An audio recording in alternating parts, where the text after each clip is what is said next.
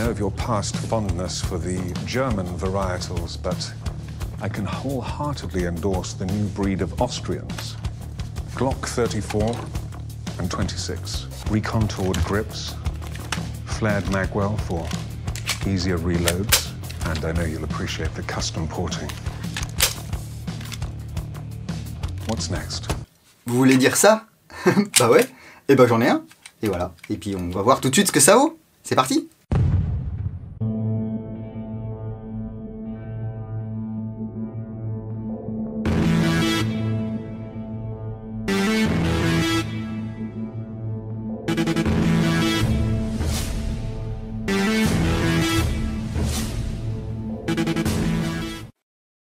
Et oui, il est là le petit kit de chez Model Works.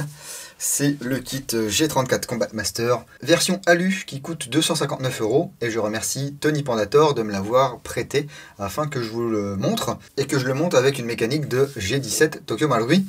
Ce kit est compatible avec les Glock 17, 22 et 34 de chez Tokyo Marui. Je répète, c'est le début de la vidéo, ce kit est compatible avec les Glock 17, 22, 34 Tokyo Marui. Voilà, j'espère que c'est bien clair pour tout le monde. Il est livré dans une boîte rouge, un écrin rouge, avec une photo de Keanu Reeves. Voilà, dans son rôle de John Wick. Comme vous avez pu le voir en intro, il s'agit du Glock 34 qui figure dans le deuxième volet de la saga. Sans plus attendre, ouvrons cette boîte. Et on découvre ce kit. Donc kit alu 259 €, il existe un kit acier à 455 €. Alors pour l'instant il est en sold out, il est peut-être encore trouvable ici ou là, mais dans tous les cas sur le site du fabricant chez Model Works, il n'est pas dispo pour l'instant. Tout est bien rangé, rien n'a bougé pendant le transport, alors la boîte a pris un petit star ici. Bon, c'est dommage, parce que vu le prix du truc, ça reste un petit élément collector, on va dire. Certaines personnes vont certainement vouloir stocker leur PA de collection dans la boîte. Mais bon, c'est comme ça, quand ça fait plusieurs milliers de kilomètres en avion, puis en camion et en camionnette, il y a toujours des chances qu'il y ait des dégâts, c'est bien dommage. On va commencer par ce qu'il y a dans les petits sachets. Il y a un magwell.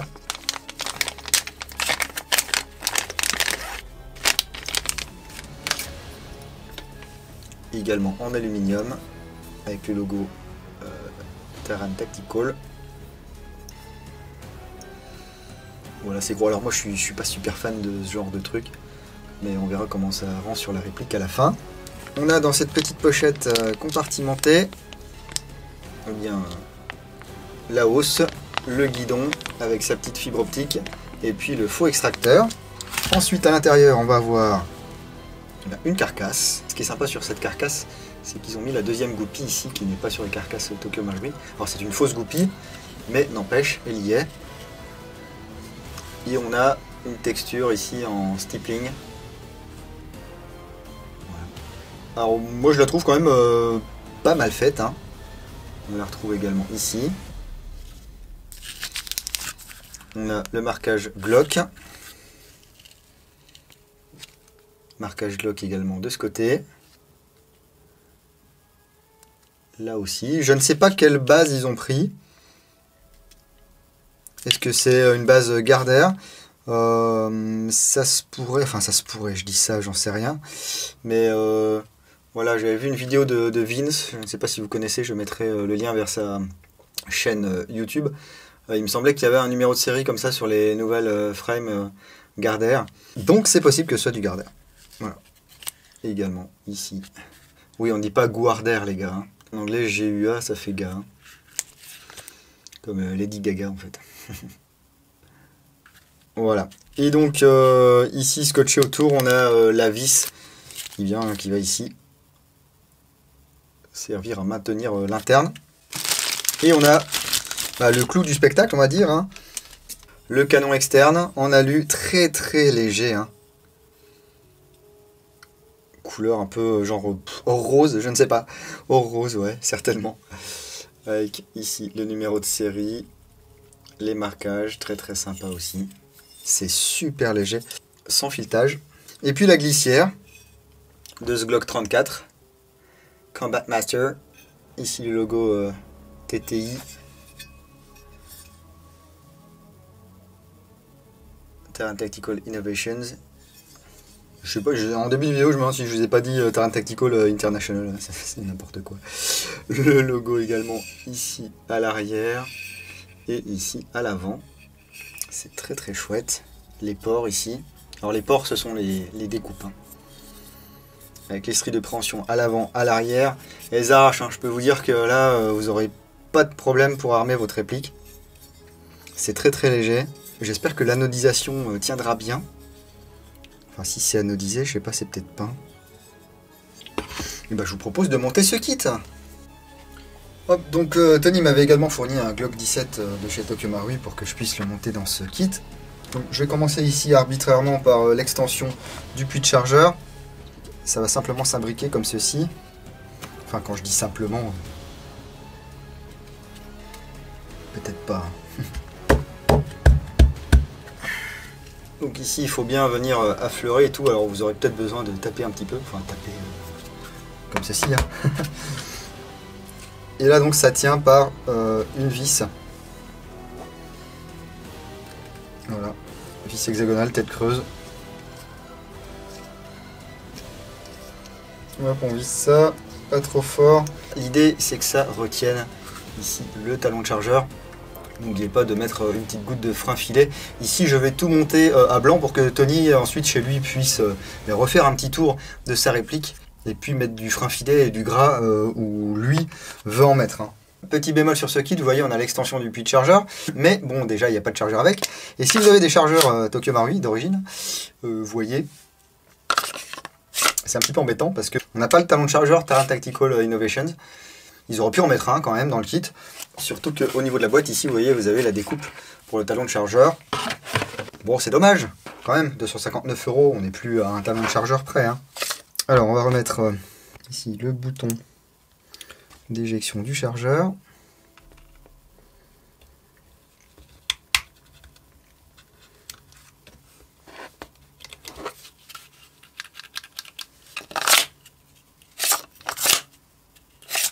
On est sur du Gen 3, hein, vous l'avez remarqué. Ici, la plaquette avec le numéro de série. Hop, là, on va pouvoir remettre l'ensemble ici.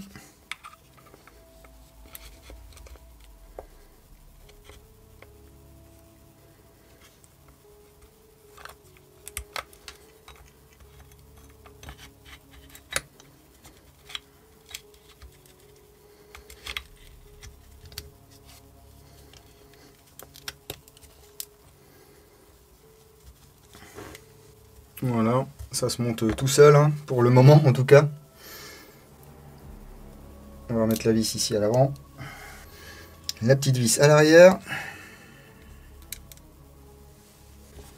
La goupille. Au lieu de taper avec ma pince Laserman, je taperai avec mon petit maillet. On est pas mal. Hop là, je recentre au fur et à mesure que je monte des pièces. Alors là, je vais regarder si ça coulisse bien.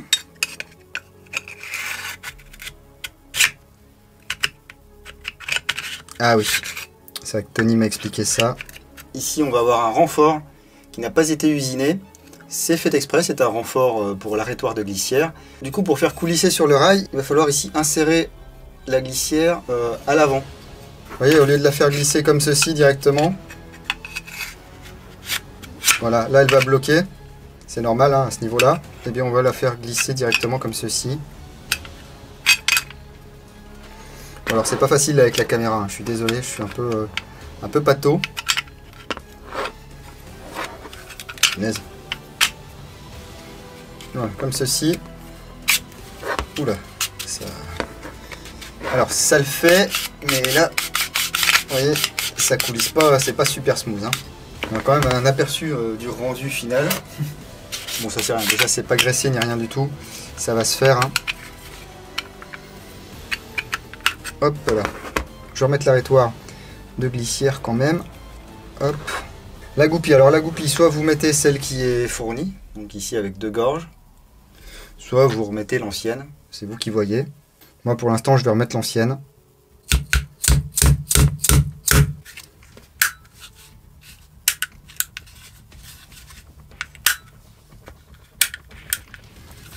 Ok, Il nous reste le verrouillage de la glissière à mettre.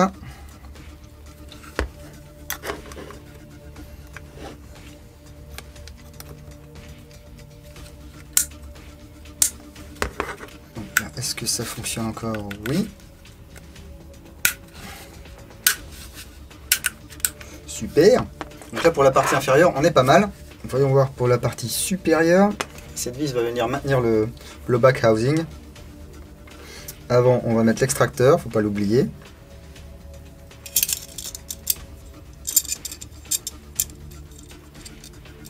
Le back housing.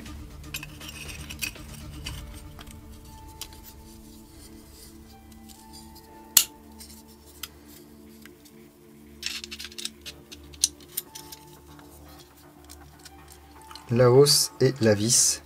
Comme je vous le disais en début de vidéo, hein. Toujours pas de frein filet ni rien du tout. Je monte tout en non définitif pour que Tony puisse voir ça ensuite chez lui correctement.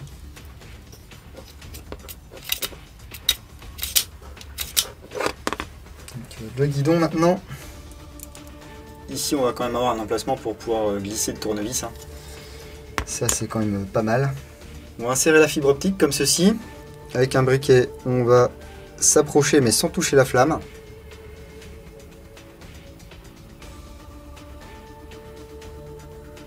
L'idée c'est que ça fasse un petit bulbe.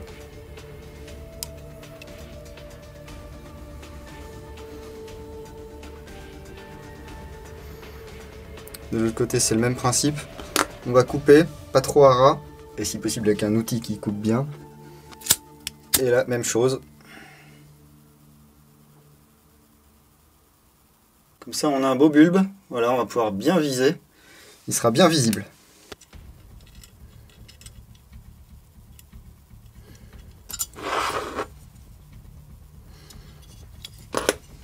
Et voilà. C'est pas mal, c'est pas mal. Et bien ensuite, qu'est-ce qu'il nous reste à faire? Mettre ici le pop-up dans le canon externe. Voilà, vous pouvez en profiter pour allonger un peu votre canon interne. Vous avez un petit peu de marge. Voilà. Le guide de ressort ici. Et voilà. Je vais quand même mettre un peu de gras, hein. Graisse au téflon.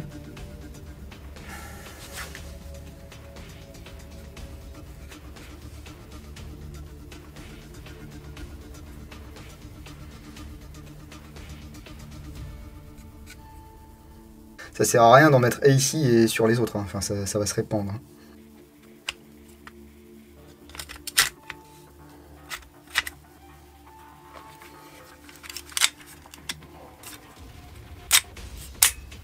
Il est monté, il est beau, mais rien de coulisse.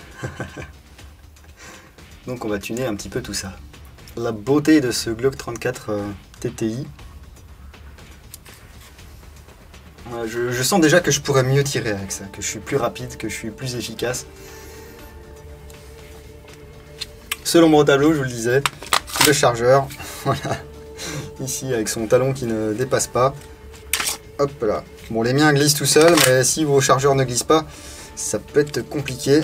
Donc, comme c'est une réplique qui au final coûte presque 400 €, ben oui, entre le Glock 17 Maui et le kit, je préfère que ce soit Tony qui fasse les modifications à sa façon pour que ça coulisse bien. Du coup, je vais lui rendre sa réplique, il va la modifier un petit peu pour que ça coulisse bien. Et puis nous, on se retrouve sur le terrain et bien pour tirer un petit peu avec ce flingue. Hein. Et voilà, j'ai récupéré la réplique de Tony. Comme je vous le disais, je lui ai laissé faire les modifications. Je vais vous expliquer quelles modifications il a faites pour que cette réplique cycle bien, de manière tout à fait fonctionnelle. On peut voir qu'au passage, il a acheté des talons de chargeur de chez TTI. Alors ce ne sont pas bien sûr des vrais talons de chargeur TTI, ce sont des talons de chargeur modèle Airsoft.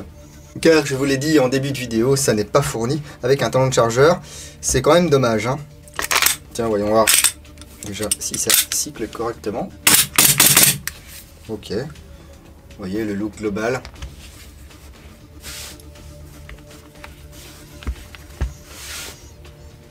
Faut aimer, voilà, si vous êtes fan de John Wick et tout, franchement c'est un kit à posséder, hein. Alors je vous montre ça. Voilà, je vous rappelle, on sort ici, hein. Première modification, là, sous la vis, là, il a mis des shims pour relever les rails. Voilà, ici. Rail qu'il a légèrement limé, également. Voilà. À l'arrière, pas de modif. Et ici, la dernière modif au niveau du blowback housing, ici, c'est d'adoucir la bosse, de la faire un petit peu plus arrondie. Sinon, ça fait un point dur et parfois le cycle ne se fait pas correctement. Voilà, il a modifié 2 kits, il a fait les mêmes modifications sur les 2 kits et ça a fonctionné. Donc si vous achetez le kit et que vous avez des petits problèmes de cycle ou que ça gratouille un petit peu, ce sont des pistes de modification pour que ça cycle correctement. Bon, il y a un peu de gras. Niveau performance, chronie, etc., ça va dépendre du gaz que vous allez y mettre, ça va dépendre du canon que vous allez y mettre, mais sinon, bah, ce sont les performances d'un Tokyo Marui d'origine. Hein. Si vous utilisez un Glock 34 Tokyo Marui, ça va être les performances de votre Glock 34 d'origine. Si vous utilisez un Glock 17 ou un Glock 22, idem. Hein. Voilà, c'est quand même un beau kit. Vous me direz, vu le prix, on n'en attend pas moins. En fin de vidéo, après le 360, je vous ferai un petit ralenti de tir avec ce Combat Master TTI. J'en ai terminé avec la présentation de ce kit aluminium MWC T-Style CNC Slide Kit G34 Combat Master, utilisé dans John Wick 2. N'hésitez pas à lâcher un petit like si ça vous a plu, ça fait toujours plaisir. Vu que la vidéo va certainement être non monétisée, je vous incite à aller tiper. Voilà, on peut tiper gratuitement les gars, ça fait toujours plaisir. Parce qu'une vidéo qui n'est pas monétisée par YouTube, eh bien d'une part ça me fait perdre environ 90% des revenus sur cette vidéo, parce qu'il ne reste que les abonnements YouTube Red, c'est-à-dire quasiment rien. Et en plus le référencement est dégueulasse, étant donné que ça ne rapporte pas d'argent à YouTube, eh bien ils ne les mettent pas dans les suggestions de vidéos, donc il y a moins de vues, donc il y a encore moins de revenus. Voilà, c'est un peu le chien qui se mord la queue. Tout ça pour des jouets qui lâchent des billes les gars. Donc n'hésitez pas, un petit tour sur MyTip, ça fait toujours plaisir. D'ailleurs j'en profite pour remercier les déglingos là, qui typent comme des fous, qui répondent à plein de sondages gratuits là. Et il y a quand même des tipeurs or maintenant. Donc merci, ça m'aide vachement. Il n'y a pas de petits dons, 1 centime c'est bien, 10 centimes c'est bien, 1 euro c'est bien. Et si vous ne voulez rien donner, eh ben c'est bien aussi les gars, c'est vraiment pas une obligation. Vous pouvez retrouver toutes les actus de l'antre sur la page Facebook et sur www.l'entredudingo.com. On va se quitter sur un 360, puis sur quelques séquences de tir avec ce Combat Master. Je remercie encore une fois Tony qui m'a prêté son kit pour que je puisse vous le présenter. Et je vous dis à bientôt dans l'Entre du Dingo. Bise.